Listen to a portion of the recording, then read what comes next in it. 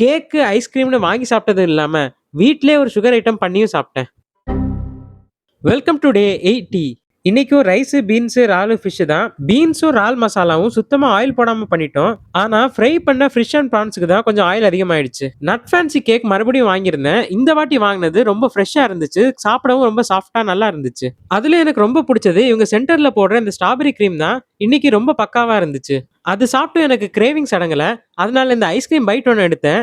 இது யூசுவலா சாப்பிடறத விட கொஞ்சம் பெரிய சைஸ் தான். அப்ராக்சிமேட்டா 75 கேலரிஸ் வந்துச்சு.